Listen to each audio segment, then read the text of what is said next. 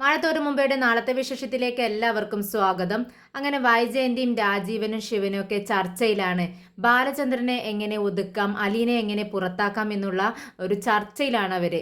അപ്പോൾ രാജീവൻ പറയുന്നുണ്ട് അലീനെ നമുക്ക് കാലിൽ പിടിച്ച് വലിച്ച് പുറത്താക്കണം എന്ന് പറയുമ്പോൾ ശിവൻ അതിനെ തടുക്കുന്നുണ്ട്. അതിൻ്റെ ഒന്നും ആവശ്യമില്ല, അവളെ നമുക്ക് മാനമര്യാദക്ക് തന്നെ പുറത്താക്കണം, പ്രശ്നങ്ങളിലേക്കൊന്നും പോവണ്ട എന്ന് പറയുകയാണ്. ഇത് കേട്ടതും നമ്മുടെ വൈജയന്തി പറയുന്നുണ്ട്, എന്ത് തന്നെ സംഭവിച്ചാലും വേണ്ടില്ല, എങ്ങനെയായാലും എനിക്ക് അലീനെ പുറത്താക്കണം. ബാലചന്ദ്രൻ എന്നോട് കുറച്ച് വെറുപ്പ് വന്നാലും കുഴപ്പമില്ല, അത് ഞാൻ ജീവിതകാലം മുഴുവൻ അങ്ങ് സഹിച്ചോളാം. പക്ഷേ അവൾ എൻ്റെ വീട്ടിൽ നിന്നും പുറത്താക്കണം, അതിന് നിങ്ങൾ എന്നോടൊപ്പം നിൽക്കണം എന്ന് പറയുന്നുണ്ട്. ഉടനെ ശിവശങ്കരൻ പറയുന്നുണ്ട്, ശരി, നമുക്ക് നോക്കാം, എന്തായാലും നമുക്ക് നാളെ തന്നെ അതുവഴി അവിടം വരെ ഒന്ന് പോവാമെന്ന് പറയുന്നു. അപ്പോൾ രാജീവനും പറയുന്നുണ്ട്, അത് തന്നെയാണ് നല്ലത്, എത്രയും പെട്ടെന്ന് കാര്യങ്ങൾക്കൊരു തീർപ്പാക്കി നമുക്ക് ഇവിടുന്ന് പോകുന്നതാണ് നല്ലത്. എത്രയും പെട്ടെന്ന് നമുക്ക് നാളെ തന്നെ ആവട്ടെ, നമുക്ക് അങ്ങ് ചെല്ലാം എന്ന് പറയുന്നു.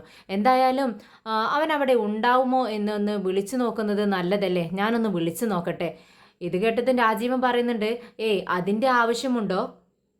അല്ല, വിളിച്ചിട്ട് പോകുന്നതല്ലേ നല്ലത്, അതല്ലേ നമുക്ക് നല്ലത്. അവൻ അവിടെ ഇല്ലെങ്കിലോ, അവനിന് വേറെ വല്ല പ്രോഗ്രാമിനും പോയിട്ടുണ്ടെങ്കിൽ നമ്മൾ ഇവിടുന്ന് പോകുന്നത് വെറുതെ ആവില്ലേ, അതുകൊണ്ട് നമുക്ക് വിളിച്ചിട്ട് പോവാം.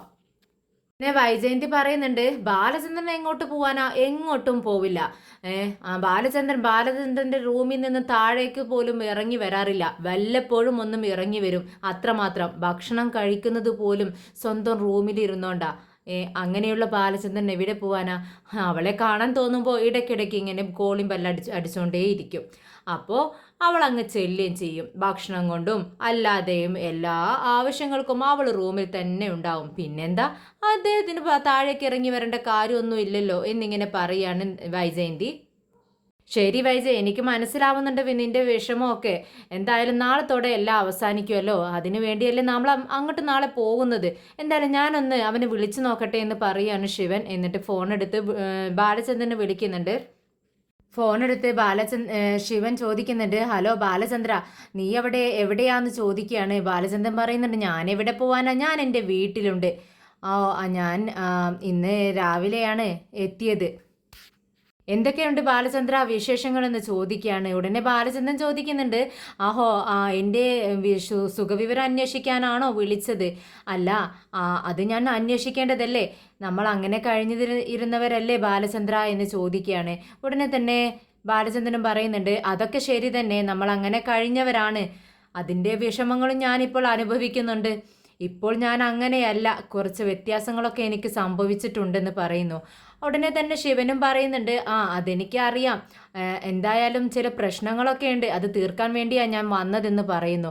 ഉടനെ തന്നെ ബാലചന്ദ്രൻ ചോദിക്കുന്നുണ്ട്, അവിടെ അപ്പോൾ പ്രശ്നങ്ങളുണ്ടോ? അതിനായിരിക്കും പെങ്ങളെ അങ്ങോട്ടേക്ക്, അത് തീർക്കാനായിരിക്കും പെങ്ങളെ അങ്ങോട്ടേക്ക് വിളിച്ചത്. ഉടനെ തന്നെ ശിവൻ പറയുന്നുണ്ട്, ഇവിടെ പ്രശ്നങ്ങളൊന്നുമില്ല, പ്രശ്നങ്ങളൊക്കെ ഇപ്പോൾ അവിടെയാണെന്നാണല്ലോ വൈജയന്തി പറയുന്നത്, അതിനെക്കുറിച്ചാണ് ഞാൻ പറഞ്ഞത്. ഇവിടെ അങ്ങനെ പ്രത്യേകിച്ച് വലിയ പ്രശ്നങ്ങളൊന്നും ഇല്ലല്ലോ എന്ന് പറയുവാണ്. ഇത് കേട്ടതും ശിവൻ പറയുന്നുണ്ട്, അങ്ങനെയല്ലല്ലോ വൈജയന്തി പറയുന്നത്, അവിടെ വലിയ പ്രശ്നങ്ങൾ നടക്കുകയാണെന്ന് പറയുന്നു. ഇത് കേട്ടതും ബാലചന്ദ്രൻ പറയുന്നുണ്ട്, അങ്ങനെയാണോ? ആ പ്രശ്നങ്ങളൊക്കെ തീർക്കാൻ നിങ്ങളെ കൊണ്ട് പറ്റുമെന്ന് എനിക്ക് തോന്നുന്നില്ല ശിവേട്ടാ. അതെന്താ ബാലചന്ദ്ര, എനിക്ക് തീർക്കാൻ പറ്റാത്ത ഒരു പ്രശ്നം അവിടെ? അത്രമാത്രം പ്രശ്നങ്ങളൊക്കെ ഉണ്ടോ? വൈജ പറഞ്ഞത് കേട്ടിട്ട് എനിക്ക് തീർക്കാൻ പറ്റാവുന്ന പ്രശ്നങ്ങളെ അവിടെ ഉള്ളൂ എന്നാണ് എൻ്റെ ഒരു വിശ്വാസം. അങ്ങനെയാണോ? ശിവേട്ടൻ്റെ വിശ്വാസം ശിവേട്ടനെ രക്ഷിക്കട്ടെ എന്തായാലും. അത് തന്നെയാണ് ഞാനും വിചാരിക്കുന്നത്. എന്തായാലും എൻ്റെ പെങ്ങൾക്ക് ഒരു ബുദ്ധിമുട്ടോ ഒരു വിഷമോ ഒക്കെ വരുമ്പോൾ അത് തീർക്കേണ്ടത് എൻ്റെ ഒരു ഉത്തരവാദിത്വമല്ലേ. എന്തായാലും ഞങ്ങൾ അങ്ങോട്ടേക്ക് വരാൻ ഉദ്ദേശിച്ചിട്ടുണ്ട് എന്ന് പറഞ്ഞുകൊണ്ടാണ് ശിവൻ ഫോണ് കട്ട് ചെയ്യുന്നത്.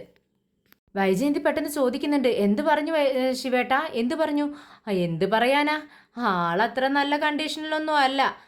നിന്നോട് പറയുന്ന പോലെയൊക്കെ തന്നെ എന്നോടും സംസാരിച്ചത്. അവിടെ പ്രശ്നമൊന്നുമില്ലെന്ന് ആദ്യം പറഞ്ഞു, പിന്നീട് പറഞ്ഞു അവിടുത്തെ പ്രശ്നങ്ങളൊന്നും തീർക്കാൻ എന്നെ കൊണ്ട് പറ്റത്തില്ലെന്ന്. ഞാനും ഒന്ന് ശ്രമിക്കട്ടെ എന്ന് പറഞ്ഞിട്ടുണ്ട്. എന്തായാലും നമുക്ക് നാളെ തന്നെ പോവാം, എന്നിട്ട് ഉദ്ദേശിച്ച കാര്യങ്ങളെല്ലാം തീർത്ത് പെട്ടെന്ന് ഞങ്ങൾക്ക് ഇങ്ങ് തിരിച്ചു വരികയും ചെയ്യാം. ഇനി നീ ഇന്ന് പോകണുണ്ടോ വൈജയെന്ന് ചോദിക്കുകയാണ്. എനിക്ക് പോകണം വിഷേട്ടാ, ശിവേട്ട എന്ന് പറയാണ് വൈജയന്തി. എന്നാൽ കോള് കട്ട് ചെയ്തതും നമ്മുടെ ബാലചന്ദ്രൻ നമ്മുടെ അലീനയോട് പറയുന്നുണ്ട്, അലീനെ ദേ വിളിച്ചത് ആരാണെന്നറിയാവോ? ആരാണച്ചാ? ആ, നിന്റെ അമ്മാവനാ വിളിച്ചത്, ശിവേട്ടൻ. ഓഹോ, ആ ഞാൻ കേട്ടിട്ടുണ്ട്, പറഞ്ഞു കേട്ടിട്ടുണ്ട്. ആ അത് തന്നെ. ആ എന്തായാലും നാളെ അവരെല്ലാവരും കൂടെ ഇങ്ങോട്ടേക്ക് വരുന്നുണ്ട്. നീ സ്വീകരിക്കാൻ തയ്യാറായിട്ടിരുന്നോ എന്ന് പറയുകയാണ്. ഇത് കേട്ടതും നമ്മുടെ അലീന ചോദിക്കുന്നുണ്ട്, എന്താ സാർ അവരെല്ലാവരും വരുന്നുണ്ടോ? ആ എല്ലാവരും വരുന്നുണ്ട്. എന്തായാലും വെറുതെ അല്ലാട്ടോ വരുന്നത്, ഇവിടെ ഒരു യുദ്ധത്തിന് വേണ്ടിയാണ് വരുന്നത്. ഞാൻ എന്നോട് പറഞ്ഞു നിന്നില്ലേ, ഒരു മഹാലോക യുദ്ധം. ആ അതിനു വേണ്ടിയാ വരുന്നത്. എന്തായാലും ശിവേട്ടൻ തനിച്ചായിരിക്കത്തില്ല, ഒന്നിൽ കൂടുതൽ ആളുകൾ പ്രതീക്ഷിക്കാൻ നിനക്ക്. എന്തായാലും എല്ലാവർക്കും സ്വീകരിക്കാൻ ഉള്ള മനക്കരുത്തോടു കൂടി നീ ഇരുന്നോ. പിന്നെ ഇവിടെ എന്ത് സംഭവിച്ചാലും നീ ഒന്നും ശ്രദ്ധിക്കണ്ട. ഞാൻ പറഞ്ഞത് നിനക്ക് മനസ്സിലാവുന്നുണ്ടോ? ഒന്നും നിന്നെ ബാധിക്കുന്ന കാര്യമല്ല. നീ എൻ്റെ മകളാ. നീ ഇവിടെ തന്നെ ജീവിക്കും. എൻ്റെ മകളായി എല്ലാ അധികാരത്തോടും കൂടി നീ ഇവിടെ തന്നെ ജീവിക്കും. ആരെന്ത് പറഞ്ഞാലും നിനക്കൊരു പ്രശ്നവുമില്ലെന്ന മട്ടിൽ വേണം നിൽക്കാൻ. ഞാൻ പറയുന്നതൊക്കെ നിനക്ക് മനസ്സിലാവുന്നില്ല അലീനെ ചോദിക്കുകയാണ്. ഉടനെ തന്നെ അലീന പറയുന്നുണ്ട്, സാർ അച്ഛാ എനിക്ക് പേടിയാവുന്നു. ഇനിയും അന്നത്തെ പോലെ വല്ല പ്രശ്നങ്ങളും ഉണ്ടാവോ? എന്നെ ഇവിടുന്ന് പുറത്താക്കുകയാണെങ്കിൽ എന്ത് ചെയ്യുമെന്ന് ചോദിക്കുകയാണ്. അപ്പോൾ ബാലചന്ദ്രൻ പറയുന്നുണ്ട്, നീ അങ്ങനെ പേടിക്കൊന്നും വേണ്ട. നിന്റെ വീടല്ലേ ഇത്, നീ എന്തിനാ പേടിക്കുന്നത്? നിനക്ക് കൂട്ടായി ഈ അച്ഛനും ഉണ്ട്. ഈ അച്ഛനുള്ളിടത്തോളം കാലം നിന്നെ ആരും ഇവിടെ നിന്നും പുറത്താക്കില്ല കേട്ടോ.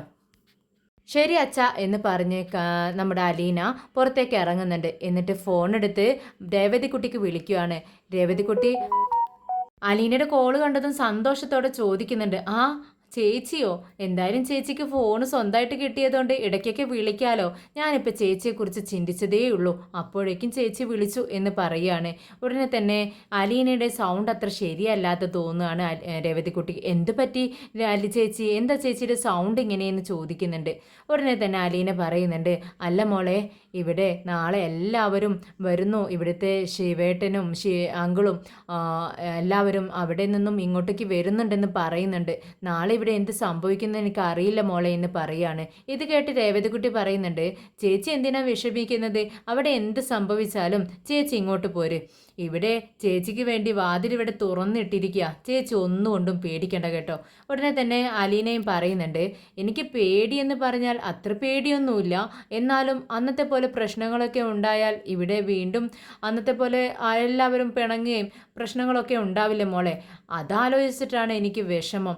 അല്ലാതെ എനിക്കെന്ത് സംഭവിക്കും എന്നുള്ള വിഷമമൊന്നും എനിക്കില്ല. പിന്നെ എന്നോടൊപ്പം ഇവിടുത്തെ സാറുണ്ടല്ലോ, അതുകൊണ്ട് എനിക്ക് അത്തരത്തിലുള്ള പേടിയൊന്നുമില്ല എന്ന് പറയാണ്. പിന്നെന്താ ചേച്ചിക്ക് പ്രശ്നം? സാറ് ചേച്ചിയോടൊപ്പം നിൽക്കുന്നുണ്ടെങ്കിൽ ആരെന്ത് ചെയ്താലും എന്ത് പ്രശ്നം ഉണ്ടാക്കിയാലും ചേച്ചിക്ക് എന്താ?